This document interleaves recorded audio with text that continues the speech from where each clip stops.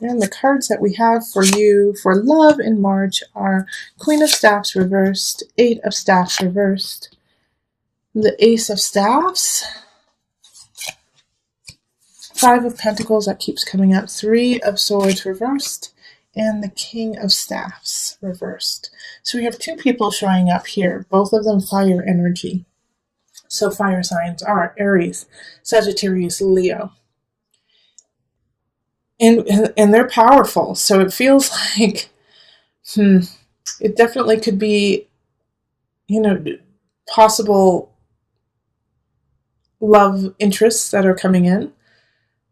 But they're in the reverse, so it's a situation where they're not here to really help you out. They're here to teach you a lesson, and a lot of signs are getting that this month. But the situation here is like you have to decide between the two, and it's kind of like deciding, between your fifth choice and your sixth choice, not your first choice. And then we also have the Ace of Staffs here in like a new beginning. And so I feel like these two people who are going to be coming in March are actually distracting you from what you need to be focusing on, and depleting you and taking away your time and energy, and pulling you away from what you should be actually looking at and who you should be looking at. Because here between the Queen of Staffs and the King of Staffs, it's like it's a king and queen, so they're linked, and the link is you. But you feel like you don't have any choice between the two. It's like you can only choose from the two, and that's it. And that's not true. In fact, choosing one or the other is not the right choice, actually, because we have the Ace of Staffs up here, and this is a new beginning. This is a new connection with a fire sign, actually. So I actually feel like there's a third choice here, and this third choice is coming up as the Ace of Staffs. Especially with this Three of Swords in reverse. Like, Three of Swords often has to do with deception, has to do with a third party. And since it's in the reverse, you're not focusing on this third party when you should be. So you actually have three choices popping up, even though you feel like you only have two. And two of them are really cunning and really exciting and funny and hilarious and sensual and just, in your face, fun. But you feel exhausted when you're with them. Like, it's exhilarating, but then when they're gone, you're like, oh, depleted.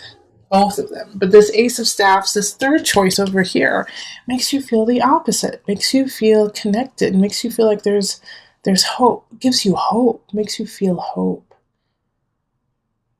But this person isn't appearing as a romantic relationship. They're not offering a romantic relationship to start off with, I think. I think they're, they just want to be around you. And so they're not promising you the moon and the stars like this Queen and King are, even though it's false. But this third party is like, I just want to hang out with you. I just like being with you. You make me happy. And they're not saying relationship, let's move in together, let's get married. They're not saying any of that, while these other two people are. And the person who's, not promising you anything and just says, I enjoy you for you, is the right choice, even though they're not, they don't want to get in a relationship right now, which is smart. Scorpio, which is smart. So try your best to kind of leave these two in the dust in March. Those two people who are, I love you, you're the one for me forever, and you've only known them for a hot second. Leave them in the dust and connect with this person who just wants to be around you, enjoys you, and is honest with you about that, and is honest with, I just like you. I just like being with you. That's perfect. That's where it should be. So let's pull two universal love cards for you. Okay. Golden memories. And meditation. So for some reason, for the love readings, I haven't been reading what the book says for any of these, but my guides clearly said you need to read Golden Memories for Scorpio. So I'm going to just listen to them and read it to you. For some reason, you need to hear this because they can say it better than I. So, golden memories. Someone is thinking fondly of you this very moment, reflecting on golden memories, past and precious moments spent together. He or she is someone dear to you who has passed into the world of spirit. They want you to know that all is well and that time and space cannot separate that which is united through love. For the loving presence of those we love is always with us. A part of them lives in your heart, and a part of us lives in theirs. We all leave our physical body at some point, but we never leave our spirit. Oh gosh, like that almost brings tears to me for you, Scorpio. Oh gosh, yeah. So here, let me just expand on that. And that I am so thankful to my guides for sending that, to me, to you. Because this Queen of Staffs and this King of Staffs are going to play on a wound, are going to play on this part of you that feels a little empty from this loss. That's going to, they're going to pretend to fill the void for you. All right. And this void is not something that needs to be filled by them. It is something that needs to be honored and cherished as a connection with someone else that you can no longer have. And this third party over here, this third connection, just is and feels your heart. And it's not in a way of feeling a void. It's like this separate feeling of like they're home. It's not about feeling a void. It's that they feel like home. So if you feel conflicted, if you feel confused, like that you have no choices, Scorpio, then this is where the meditation comes in. Sit with yourself and sit with your ancestors, sit with your guides, and let them speak to you and hear them. Okay? So let's go on to the couple reading. Hello, my Scorpio couples. How are you? All right, so let's get into this. This is for a Scorpio couple, so at least one of the people should be a Scorpio in order to watch this. All right, so we're going to call in the highest of light, the highest of energy to guide us, calling in the divine. What's going on for my Scorpio couples? What's happening in their realm? Okay.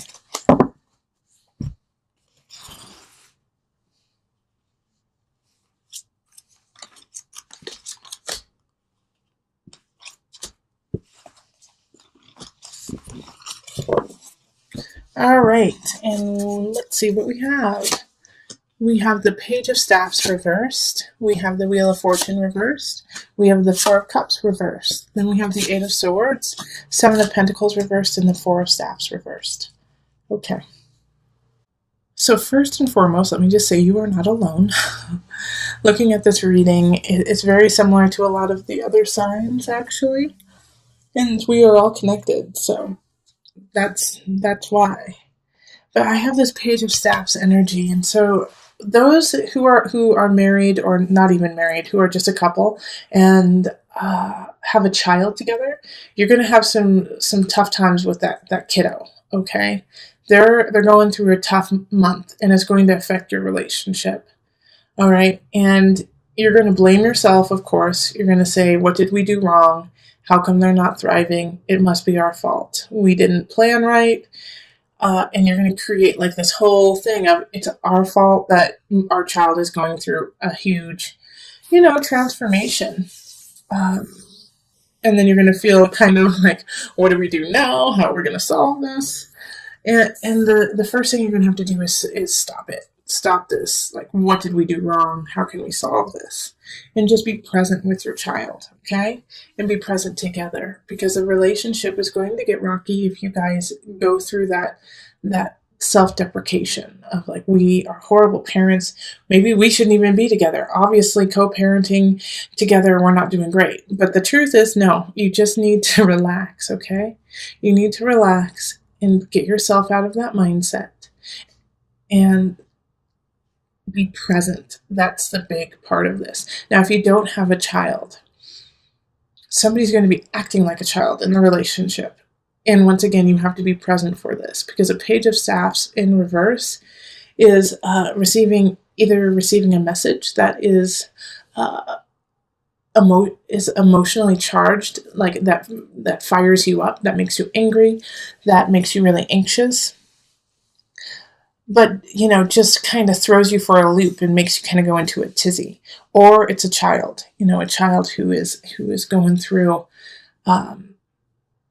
like like an emotional kind of personal issue that causes them to act out, that causes them to release anger and act out in anger, and maybe even be kind of like a joker in a way, and try to cover it through comedy, through acting like a goof, so much so that they put themselves in danger.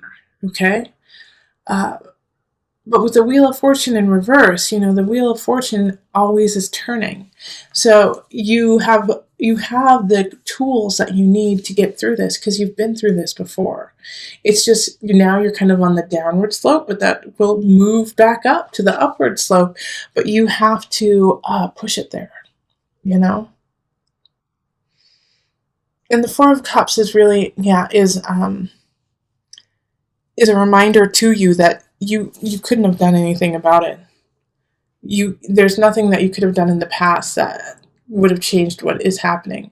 But the only thing that you really need to recognize too is that how you react to it is up to you. All right, Eight of Swords is warning that you are going to create that prison and create that situation where you are hating on yourself and that you can't get out of it. But you can if you just look up and you have faith in yourself. Because as soon as you stop saying, I can't solve it, and you say, okay, what's the situation? How am I going to take care of this situation? Is when things will start to shift and you'll actually be solving it instead of just making it almost worse. I also have a situation for you, Scorpio partners, that, like, in a way, some of you, I feel like we're hoping to get engaged. We're hoping to get, move in, do something together, and it's not going to happen this month. Four of Staves reversed is really saying that the celebration it's not the time. It's not the time right now. In fact, there might even be gossip of the opposite from friends and family. Yeah, so this situation that is happening, I don't necessarily think that it's the end all be all. I think, because I don't see anything about very severe breaking up or anything like that, I actually see it as for you learning to stop saying, I can't do it, I can't do it, I can't do it, I need help, I need help, I need help, and standing up for what you need and making it happen instead of requesting it from your partner. Because with the Wheel of Fortune in reverse, you got to put some work in, Scorpio. And it could be the opposite, too. It could be that your partner needs to put the work in. With the Page of Staffs, it could be them who needs the work, needs to put the work in. Instead of you bailing them out. But there is a definite situation here between the two of you, if one of you is a giver and the other is a receiver, and it often just stays in that dynamic. Yeah, it shifts from time to time, but there's one person who takes more than receives more. And so you have to balance that out, and that's that Wheel of Fortune popping up again. Things are not in balance. Okay, so let's pull the universal love.